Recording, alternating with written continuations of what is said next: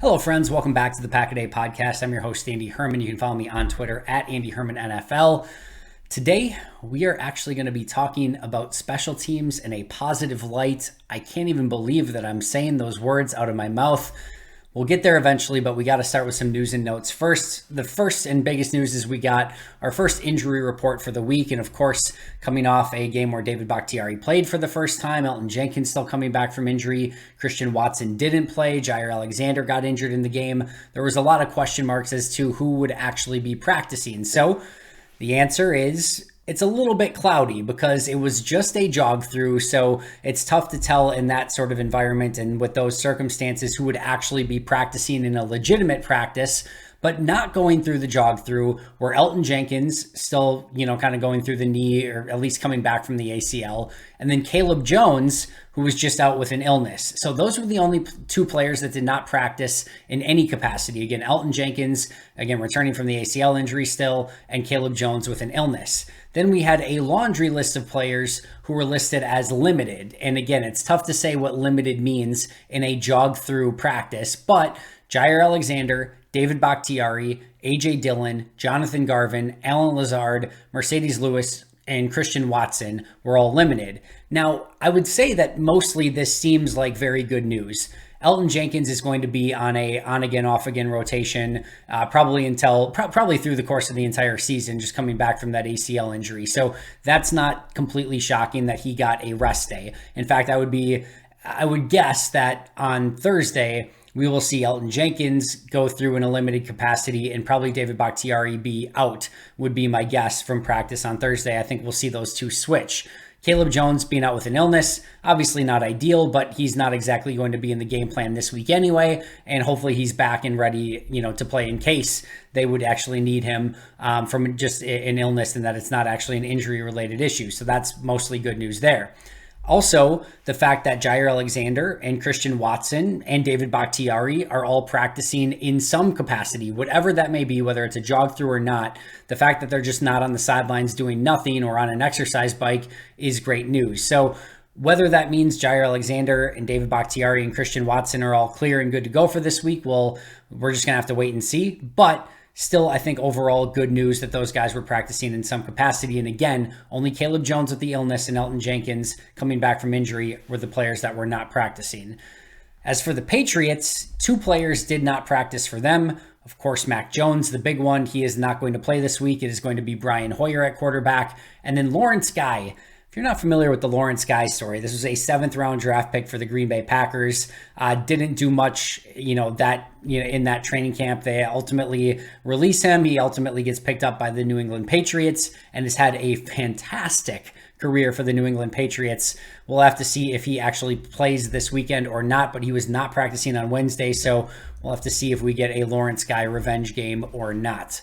Meanwhile, the Packers did make a transaction, picking up a cornerback and adding him to the practice squad. Remember that they had a practice squad position open because they promoted Patrick Taylor before last week's game, not just as a game day promotion, but actually moved him from the practice squad to the 53-man roster. So with Patrick Taylor up, that practice squad spot was open and they filled it on Wednesday with cornerback Corey Ballentine. Now, Corey Ballentine is a veteran corner. He has played in this league for a while. He had a super high RAS score, relative athletic score, coming out of college. So this is very much fitting the Brian Gutekunst profile of extreme athletes. Also, he is not only a cornerback, but he is a kick returner as well. Actually had a very long kick return against the Packers back in the day. He is a special teams specialist. And if anything that you need to know, he is a former practice squad player. His most recent stint was a practice squad player for the Arizona Cardinals, more specifically a practice squad cornerback for the Arizona Cardinals. If that rings any bell, Rasul Douglas was in the similar situation a season ago. Also, they picked up Devondre Campbell, who had previously been with the Arizona Cardinals as well. So that sort of, transaction for the Packers, picking up guys that the Cardinals have cast off, has paid dividends so far. We'll have to wait and see if Corey Ballentine is the next in that group of former Cardinals that paid off huge for the Packers. But that is the latest transaction for Green Bay.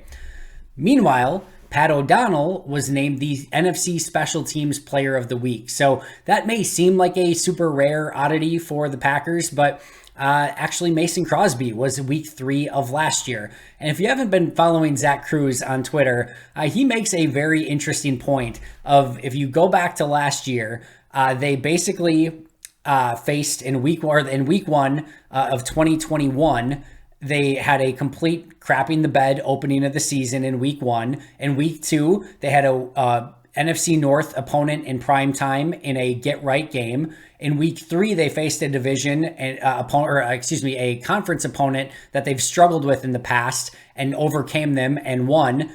And then in week 3, last year, they had a special teams player of the week. This year, they have a special teams player of the week. So like the exact same script from last year is following through. Last year, it was the Saints game where they didn't play well at all and looked awful week 1. It was the Lions on Monday Night Football in week 2 in their get right game. And then it was the 49ers, the conference opponent that they really struggled with in the past, that they get the win against in week 3 last year. And Mason Crosby's the special teams player of the week. This year, it's Minnesota that they don't look anything like themselves week 1 once again. It's Chicago on Sunday Night Football that they have their get right game in the divisional opponent. And then the conference opponent that they've struggled with in the past that they pick up the win against is the Tampa Bay Buccaneers. And it's Pat O'Donnell instead of Mason Crosby that gets special teams player of the week. So some major echoes back to 2021 with the Packers start in 2022 so far. But kudos to Pat O'Donnell, who was certainly deserving after his really impressive performance against the Tampa Bay Buccaneers this past week.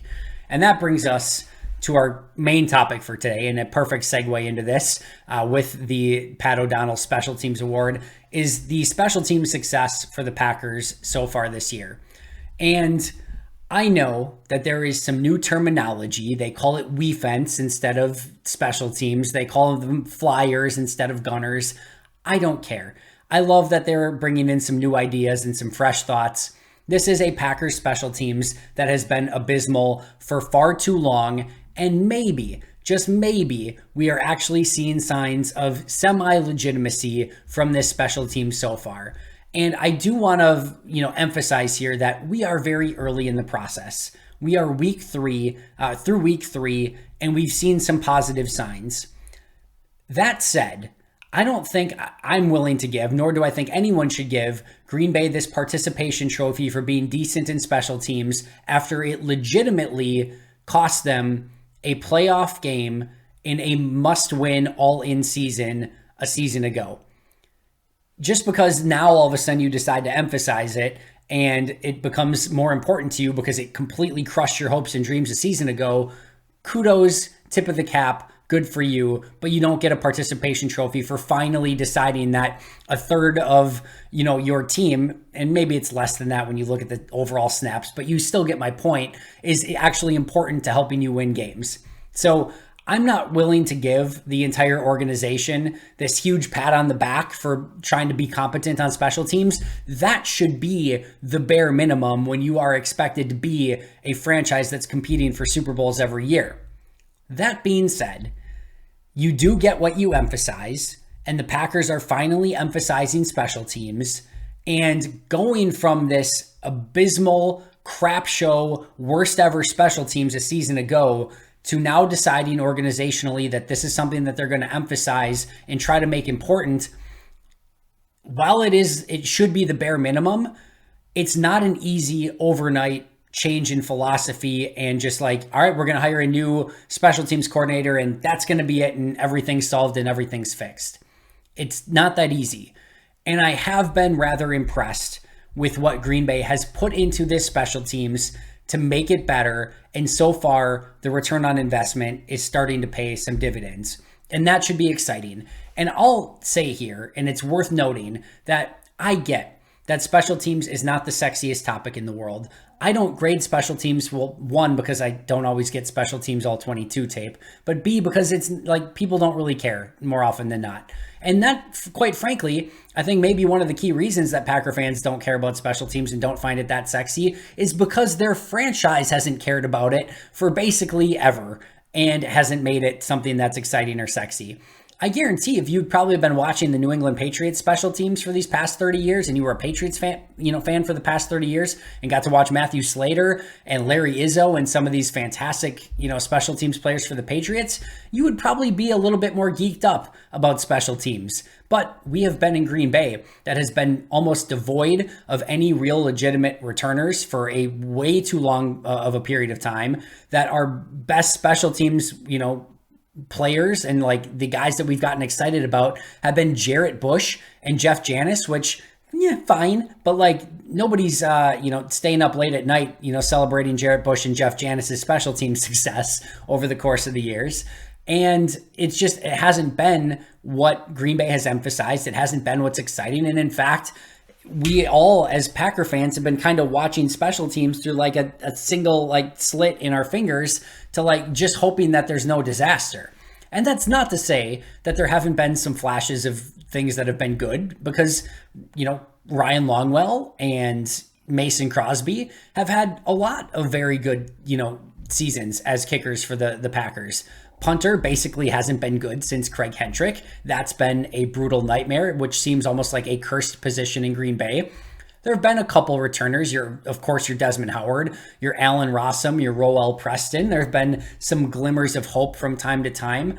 But by far and away, this has been a disaster of a unit through special teams coach, through special teams coach, through special teams coach. And my concern with this was that when they hired Rich Bisaccia and said, hey, we're going to make him the highest paid special teams coordinator, and we're going to make, him the guy, and he's going to fix our special teams. And to some extent, that sounds okay, right? Like you got a guy that's well respected around the league that just finished his stint as the interim head coach for the Raiders, where he got a team that had no right, playing well at that time in the situation they were in, actually playing pretty darn good football. If anybody knows how to take a unit that is, not going great and can turn them around, it's probably Rich Bisaccia. But my concern was what they were going to do was basically take the same crappy restaurant with the same crappy ingredients and the same crappy atmosphere and, bring in this amazing chef and say, hey, we have a crappy restaurant with crappy ingredients, with crappy feng shui and crappy everything else. Go make this a successful restaurant. And yeah, you know what?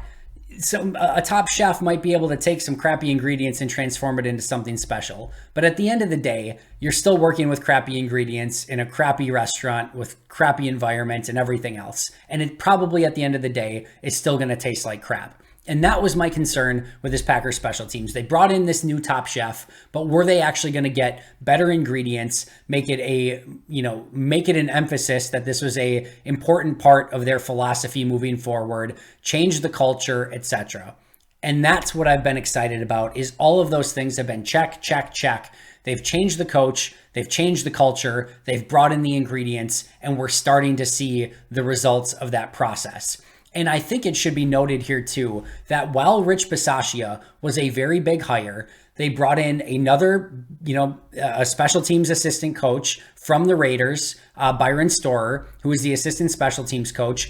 And I think in every other season, I don't even know if they would have done that. I know they've had assistant special teams coaches, but they probably would have just brought in some flyer guy, to say like, all right, or promoted some guy from, quality assurance into a assistant special teams coach just for a promotion or something like that. They brought Rich Bisaccia's assistant with him and made that a priority. And they could have stopped there, but they didn't. They've also brought in Michael Spurlock and added a new position as a special teams quality control coach. And I can tell you from being at practices, at training camp, OTAs, mini camps, etc., that having those three out there and constantly demanding a specific way of doing things was a major change for this team and how they were coaching their special teams portions of practice. You could feel the difference. There was an intangible feel for what these coaches wanted out of their players. They were going to demand it, and they were not going to accept anything less. And that is a major philosophical change from this organization. And the coaching was a night and day difference. And once again, we are starting to see the results. So Green Bay not only put their money where their mouth was when they hired Rich Bisaccia, and probably making him the highest paid special teams coordinator in football. But they also went out and got his assistant and then added a special teams quality control coach on top of that, really adding to the entire special teams coaching staff, which I think has been very influential in the turnaround so far. But as mentioned, it can't just be the coaches, right? They have to add the right ingredients as well. And, basically Brian Gutekunst goes and adds 2 players directly from his special teams a season ago in Dallin Leavitt and Keisean Nixon. And I remember there was a period where Keisean Nixon had been missing from practice. And even when he was out, but especially as soon as he got back, you could just tell Keisean Nixon was like a coach out there for these special teams. He understood the special teams. He knew what it took. He was dedicated to it. And he was helping to bring all of these other players who you knew were going to be special teams core players, guys like Isaiah McDuffie and Tyler Davis and Josiah DeGuara, etc. Like those guys, he was helping them bring them along and get them playing at the pace and the intensity and the level that Rich Bisaccia was demanding. And having 2 guys like Dallin Leavitt and Keisean Nixon who knew the system and could really spread that knowledge out throughout the players and we talk about all the time, this is a player-led team. And when you have 2 guys like that can lead your special teams, it has really helped build that culture and, again, transfer that knowledge from one system to another.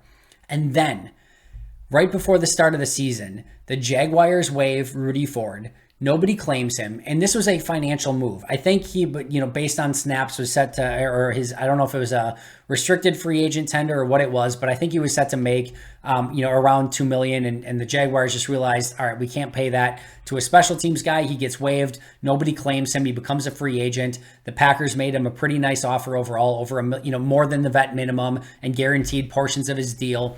And he signs with Green Bay.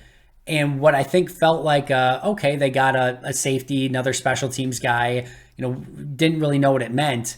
I think we've seen what Rudy Ford can do as a gunner and as a kick coverage guy. He will fly down the field with reckless abandon. He knows how to release. I'm not saying the guy's Davante Adams releasing from the line of scrimmage. That would be ridiculous. But he's got his own release package of how to get out of, the gunning situations where 2 guys are trying to jam him at the line of scrimmage. He's got his own little release package, and he's getting down the field and forcing teams to the sideline or just making the play, forcing them to fair catch, etc. And he is legitimately fun to watch as a special teams player. They also bring in Pat O'Donnell, the aforementioned NFC Special Teams Player of the Week, who has been light years better than any punting. And we should note here as well, a lot of Green Bay punters have looked good in September, and we're going to have to wait and see in October, November, specifically December, January, how Pat O'Donnell is. But he punted in Chicago, so he should be fairly familiar with the elements. And, you don't have to be a good punter necessarily in November, December, January in Green Bay because those are some poor conditions to punt in. But if you can at least be better than the punter across from you, who should not be used to those conditions, that's the key thing. That is something that the Corey Bojorquez's of the world did not do. The J.K. Scotts of the world did not do. Yeah, it's understandable if you're not punting well in conditions. We get it. It's not easy. But you should at least be better than the guy across from you doing the same job. And if he's doing it better than you and is not used to conditions, then we've got a problem. And that's been basically going on since they let Craig Hentrick go to the Titans. So that has been a revelation so far. And then they make the long snapper change. And as I've mentioned, I'm not 100% sold on Jack Coco yet. I think he has made really good progress for an undrafted rookie free agent long snapper that they basically signed out of nowhere. I think he's got the right mentality. We haven't seen any egregious snaps yet. There have been a couple high snaps that I still think need to get corrected. But I do think there's a path for Jack Coco to be potentially a long-term long snapper. I just think he needs to clean it up and be a bit more consistent. But that was another key change because even if he's not fully there yet, I do think he's better than either of the long snappers that they had a season ago in either Steven Wirtel or Hunter Bradley. So overall, this has been some major important changes. And not only do you go out and get a new punter, get a new long snapper, you get 3 special teams aces, in my opinion, in Dallin Leavitt, Keisean Nixon, and especially Rudy Ford. But You've also seen improvement from some of the core special teams guys that were there a season ago that are doing it again this year. Guys like Tyler Davis, Isaiah McDuffie especially, Josiah DeGuara, Tipa Naliai, even Amari Rogers, who, while I don't think is a great returner overall, we've seen some significant improvement.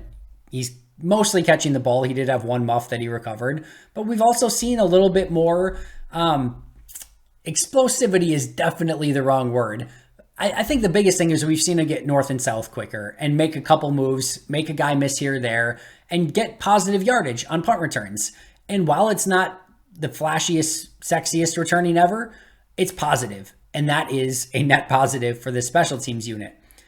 In addition to guys getting better, which goes to coaching and emphasis, we've also seen players like Eric Stokes and Rasul Douglas, starters in your defensive backfield, get fairly significant snaps on special teams. That plays a huge role. When you've got those type of players that are out there, it just ups the level of intensity and effort and just talent on your overall special teams unit. I went through last year and looked at the top 20 guys that played special team snaps last year for Green Bay, and it took me getting to number 20 at A.J. Dillon. I think it was number 20, where you're finally like, oh, that's actually a good football player. Like, it was just jobbers and guys that, the Ty Summers of the world. And no disrespect to Ty Summers, but it was just a bunch of those type of players where you're like, well, yeah, of course the special team's not going to be good. When you don't have good players out on the field, you can't expect to field a good special teams unit. And that doesn't absolve, Mo Drayton and the entire unit, but that goes back to the crappy ingredient analogy.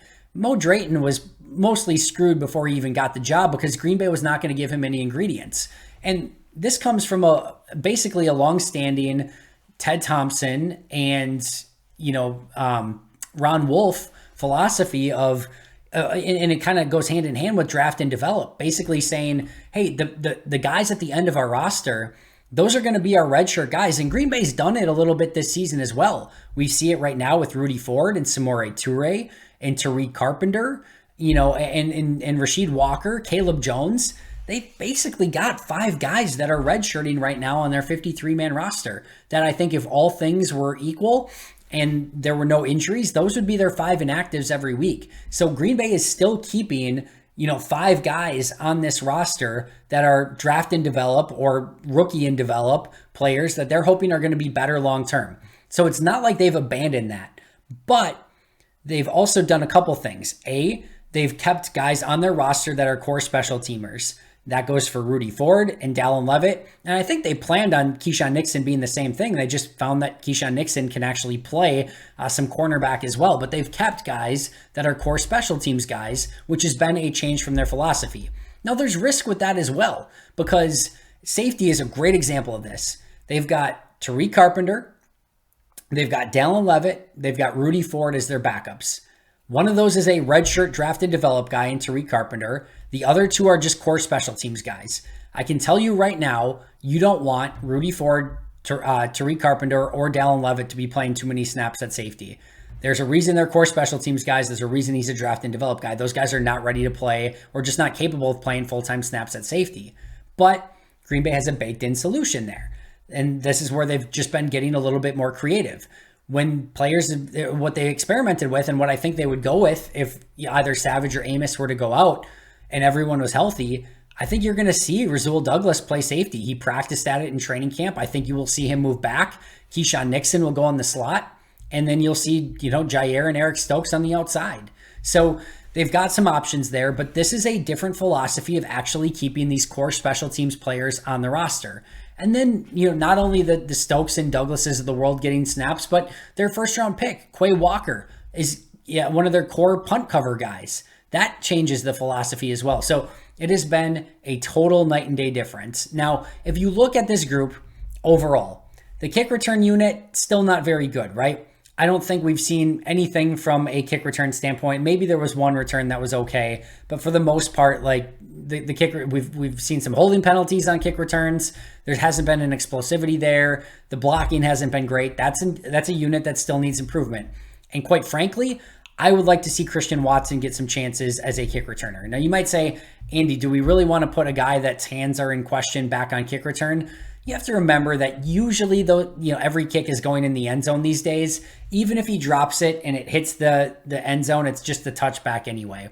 And it's a little bit easier. Like, you're fully concentrated on kicking that, on catching that kick return and then exploding out.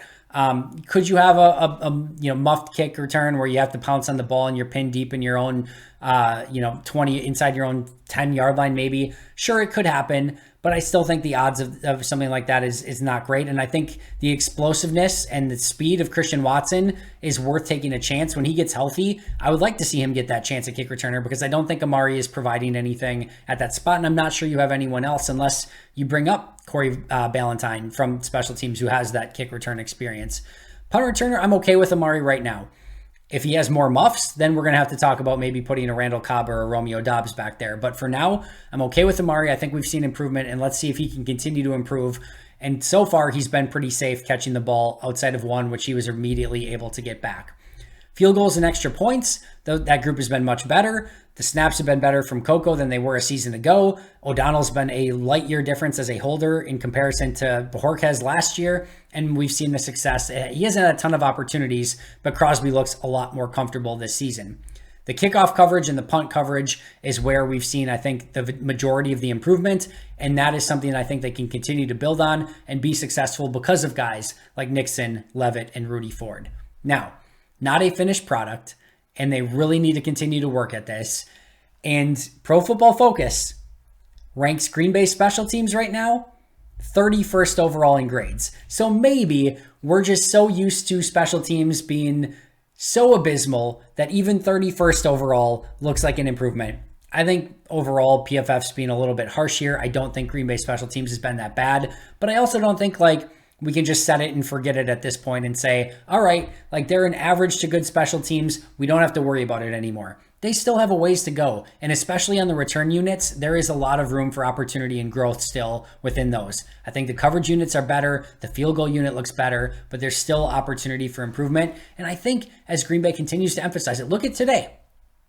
Ballentine is a special teams guy. They add him to the practice squad. I guarantee you they aren't adding him as hey, he could be our corner down the road. They're adding him as hey, if Ford or Levitt or one of the Nixon goes down, we could use another special teams guy. Now they have one on the practice squad that they can call up who could return kicks, who could be probably a gunner and a kick cover guy, etc. So they add another special teams guy to their practice squad in the event that they need another one. And that could also pay dividends down the road.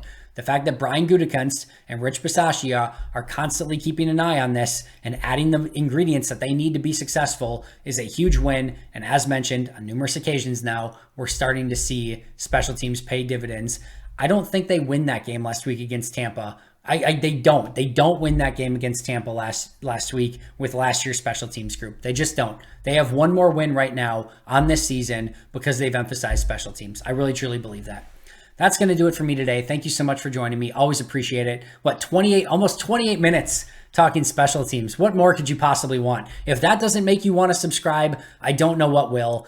Please make sure to subscribe if you haven't already. I'll be right back here tomorrow with Mike Wall, which will probably be more fun than talking special teams for 28 minutes. But until next time, and as always, go Pack Go.